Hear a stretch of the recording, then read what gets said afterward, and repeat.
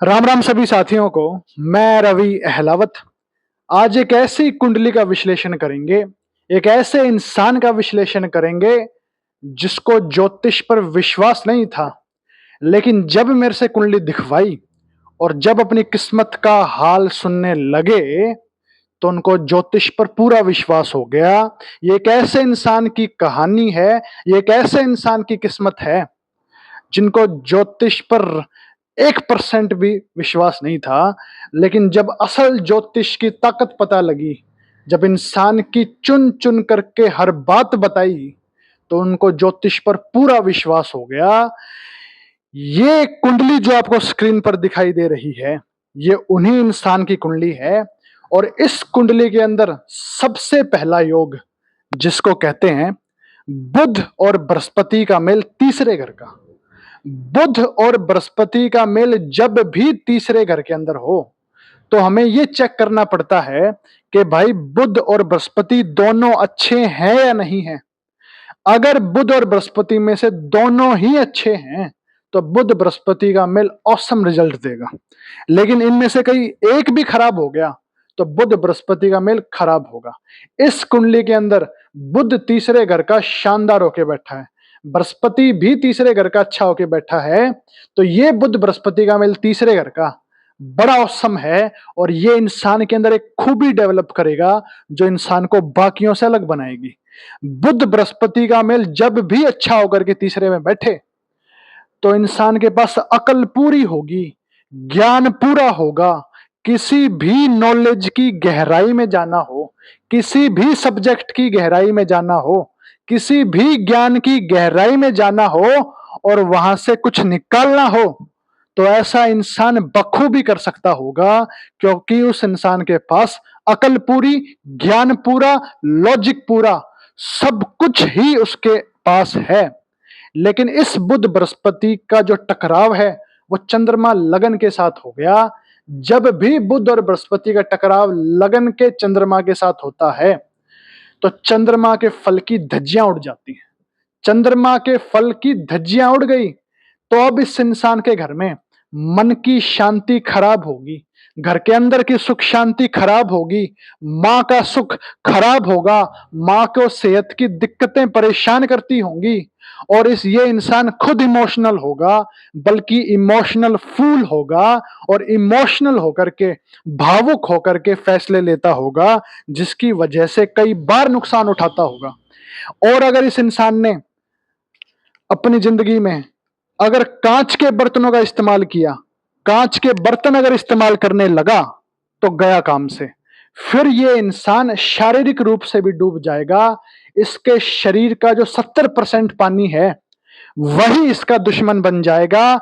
और शरीर का जब 70% पानी ही इंसान का दुश्मन बने तो इंसान को कोई भी बड़ी बीमारी हो सकती है, जिस भी बीमारी का आप नाम लो, क्योंकि इंसान के शरीर का पानी ही उसका दुश्मन बन गया।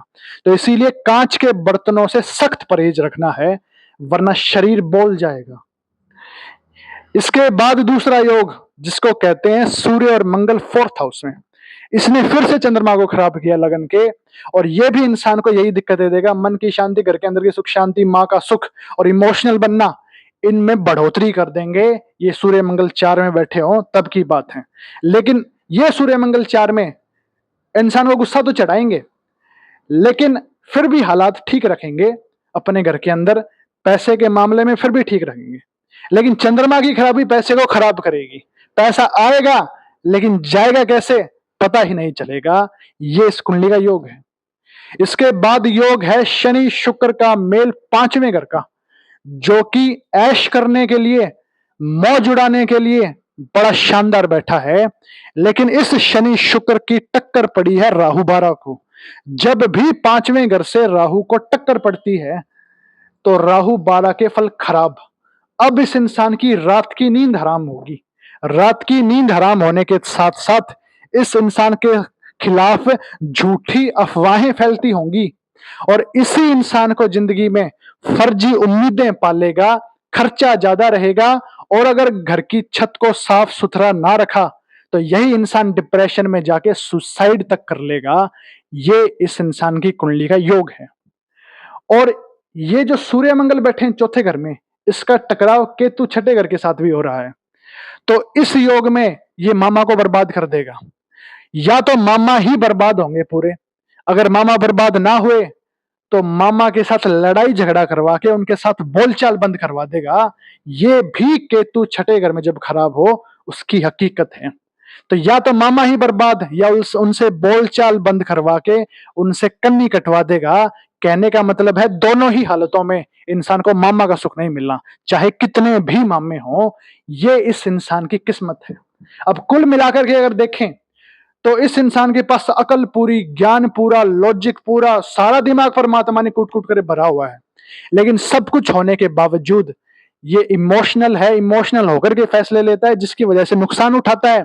और 2013 के बाद इसने ज्यादा नुकसान उठाए होंगे, क्योंकि बुध की महादशा वहां से लगी और बुध की महादशा ने इसकी अकल के खिलाफ फैसले करवाए, अकल और मन के बीच में उलझा रहा और इंसान वहीं पर डूब गया। 2013 के बाद ज्यादा बुरा दौर शुरू हुआ होगा, मां की सेहत को लेकर के भी, इसकी मन की शांति को लेकर के भी, और इसके मामा को लेकर के भी। ये सारी ही दिक्कतें इसके नसीब में बैठी हैं।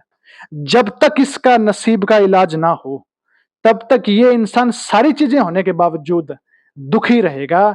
जिंदगी में दुख लिखे हैं। अकल पूरी है जो कि बहुत कम लोगों के पास होती है, लेकिन ये सारी अकल होने के बावजूद दुखी रहेगा। ये इस इंसान का नसीब है। इसीलिए इलाज होने जरूरी हैं। जब तक इलाज ना हो राहु 12 के और सूर्य मंगल का और बुध बृहस्पति में से जो टक्कर मार रही है चंद्र लगन को, उस चंद्र लगन का इलाज ना हो, जब तक ये इलाज ना हो तब तक ये इंसान जिंदगी में कभी कामयाब नहीं हो सकता, चाहे कितनी भी अकल लगा ले। ये है इस इंसान का नसीब।